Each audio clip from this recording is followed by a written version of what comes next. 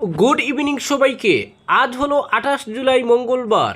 আজকের সন্ধ্যার বিশেষ বিশেষ খবর হলো কাছাড়ে 3 পৃথক অভিযানে বিপুল মাদক উদ্ধার, আটক 7। কাছাড় জেলায় পুলিশের 3টি পৃথক মাদক বিরোধী অভিযানে বিপুল পরিমাণ ইয়াবা ট্যাবলেট, হেরোইন, গাঁজা ও বার্মিজ সিগারেট উদ্ধার হয়েছে। অভিযানে মোট 7 জনকে আটক করা হয়েছে। উদ্ধার হওয়া মাদক দ্রব্যের আনুমানিক বাজার মূল্য 8 থেকে 8.5 কোটি টাকা বলে পুলিশ জানিয়েছে। পুলিশ সূত্রে জানা গেছে, বাঁশকান্দি আউটপোস্টের অধীন উজান তারাপুর এলাকায় তল্লাশির সময় একটি অ্যাল্টো গাড়ি থেকে 8,000 ইয়াবা ট্যাবলেট, প্রায় 93.3 গ্রাম হেরোইন এবং 3টি মোবাইল ফোন উদ্ধার করা হয়। ঘটনায় 3 জনকে আটক করা হয়েছে। মাদক শনাক্তকরণ কিটের পরীক্ষায় উদ্ধার হওয়া ইয়াবা ও হেরোইনের উপস্থিতি নিশ্চিত হয়েছে। অন্যদিকে কাটিগুড়া থানার তল্লাশিতে শিলচর থেকে কালাইনের দিকে যাওয়া একটি গাড়িতে তল্লাশি চালিয়ে 10টি সাবান কেসে লুকিয়ে রাখা প্রায় 124 গ্রাম সন্দেহভাজন হেরোইন উদ্ধার করা হয়। এ ঘটনায় 2 জনকে আটক করেছে পুলিশ। এছাড়া দোলাই থানার অধীন লায়লাপুর পুলিশ ফাঁড়ির পৃথক অভিযানে কমরুল ইসলাম মজুমদার ও মনিরুদ্দিন লস্কর নামে 2 সন্দেহভাজন মাদক কারবারিকে আটক করা হয়। তাদের কাছ থেকে প্রায় 86.81 গ্রাম হেরোইন, 341.6 গ্রাম গাঁজা, 1060টি বার্মিজ সিগারেট এবং 1620 টাকা নগদ উদ্ধার করা হয়েছে। 3টি অভিযানে মোট 8,000 ইয়াবা ট্যাবলেট, প্রায় 304 গ্রাম হেরোইন সহ বিপুল পরিমাণ মাদকদ্রব্য বাজেয়াপ্ত করা হয়েছে। আটক 7 জনের বিরুদ্ধে মাদকদ্রব্য ও মনঃপ্রভাবিত পদার্থ নিয়ন্ত্রণ আইনের অধীনে অর্থাৎ এনডিপিএস আইনের অধীনে প্রয়োজনীয় আইনি ব্যবস্থা গ্রহণের প্রক্রিয়া চলছে। অপরদিকে 16 কোটি টাকার সেতু 16 দিনের মধ্যেই ক্ষতিগ্রস্ত, মোদী সরকারের বিরুদ্ধে কংগ্রেসের অভিযোগ। উত্তরাখণ্ডের দেরাদুনে প্রায় 16 কোটি টাকা ব্যয়ে নির্মিত একটি সেতু উদ্বোধনের মাত্র 16 দিনের মধ্যেই অ্যাপ্রোচ ধসে যায়। এতে নিম্নমানের কাজের অভিযোগ উত্থাপন করে কংগ্রেস এমন অভিযোগ তুলে সামাজিক মাধ্যমে ভিডিও পোস্ট করলে সমালোচনার ঝড় উঠেছে। এই ঘটনাকে কেন্দ্র করে কংগ্রেসের দাবি, সেতুটি যেন ব্ল্যাক হোল প্রযুক্তি দিয়ে তৈরি করা হয়েছে। একই সঙ্গে প্রধানমন্ত্রী নরেন্দ্র মোদী ও তার সরকারের বিরুদ্ধে দুর্নীতির অভিযোগও তোলা হয়েছে।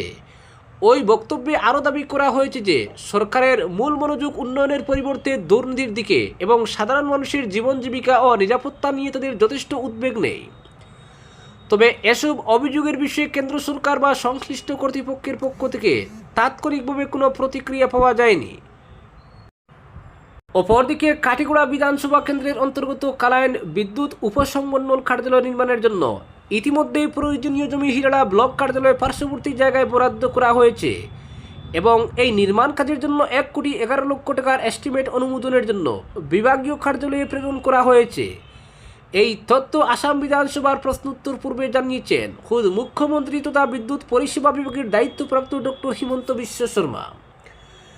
কাটিগড়ার বিধায়ক কমলাক্ষ দে পুরকায়স্থ এলাকার বিদ্যুৎ সমস্যা নিয়ে বেশ কয়েকটি প্রশ্ন বিধানসভায় উত্থাপন করেন। এর জবাবে দায়িত্বপ্রাপ্ত মন্ত্রী তথা রাজ্যের মুখ্যমন্ত্রী যে উত্তর দিয়েছেন তাতে কাটিগড়ায় বিদ্যুৎ সমস্যা নিরসনে আগামীতে সরকারের কিছুটা সদিচ্ছা রয়েছে বলে ধারণা করা হচ্ছে। বিধায়ক কমলাক্ষের অপর এক প্রশ্নের জবাবে সরকারের পক্ষ থেকে মুখ্যমন্ত্রী হিমন্ত বিশ্ব শর্মা জানান, কাটিগড়ায় 132 কেবি গ্রিড 2x 80 MB সাবস্টেশন নির্মাণ 2033-34 সালের মধ্যে সম্পন্ন করা হবে। কাটিগড়ার বিভিন্ন এলাকায় ক্রমবর্ধমান লো ভোল্টেজ সমস্যা দূরীকরণে বিভিন্ন পদক্ষেপ করা হয়েছে মন্তব্য করে মুখ্যমন্ত্রী হিমন্ত জানান, ইতিমধ্যে লো ভোল্টেজ সমস্যার সমাধানে পশ্চিম কাটিগড়ার রাজপুরে 33/11 কেবি সাবস্টেশন নির্মাণ করা হয়েছে।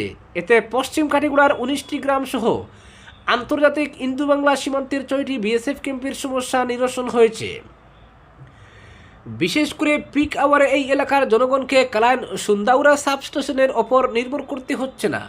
এছাড়াও এশিয়ান ইনফ্রাস্ট্রাকচার ইনভেস্টমেন্ট ব্যাংক প্রকল্পের আওতায় কাটিগড়ায় 6,514 সিকেএম 11 কেবি লাইন, 7,887 সিকেএম এলটি কেবল লাগানো হয়েছে।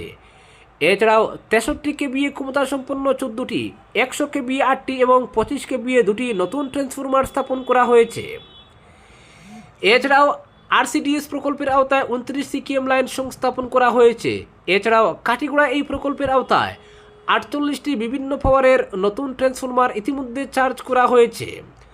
তবে প্রয়োজনের তুলনায় ডেলিমিটেশনের পর বদরপুর ও কাটিগড়ায় পিক আওয়ারে বিদ্যুৎ সরবরাহে ঘাটতি রয়েছে অভিযোগ উঠলেও সরকারের তরফে তা অস্বীকার করে হিমন্ত বিশ্ব শর্মা সদনে জানিয়েছেন এই এলাকার সর্বোচ্চ 25.8 মেগাওয়াট বিদ্যুৎ প্রতিদিন সরবরাহ করা হচ্ছে।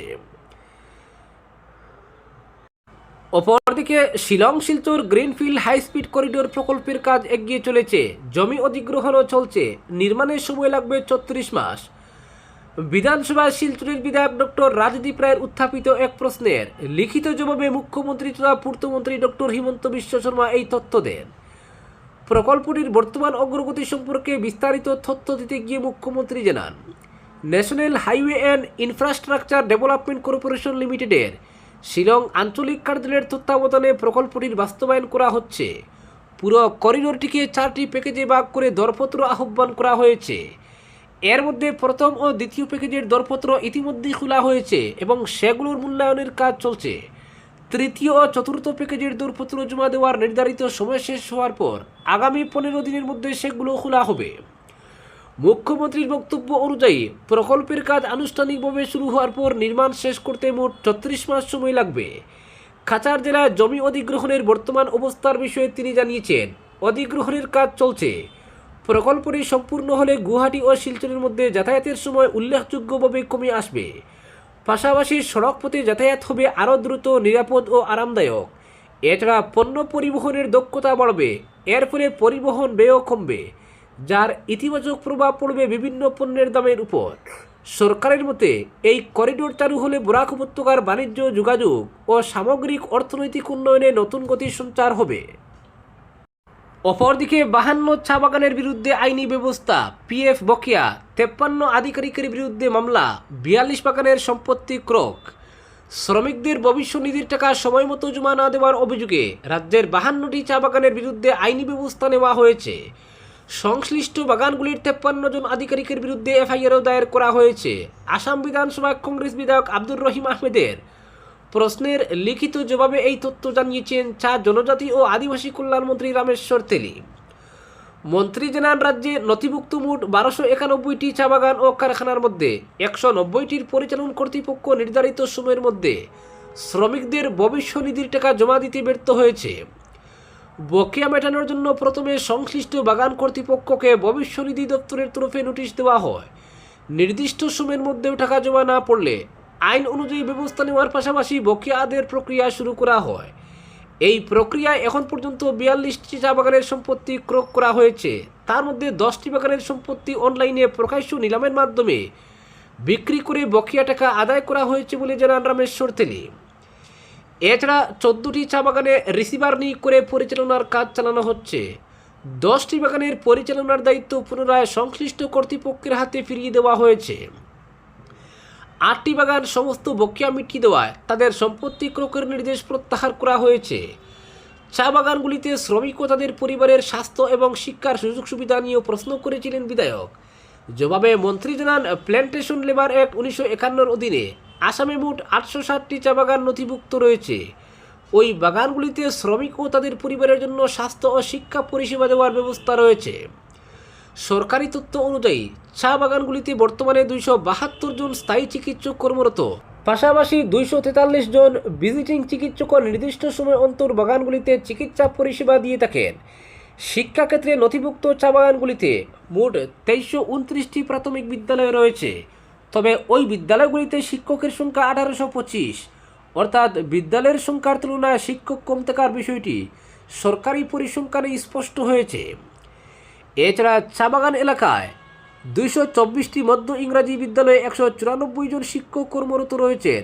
145টি উচ্চ বিদ্যালয়ে শিক্ষক রয়েছেন 96 জন।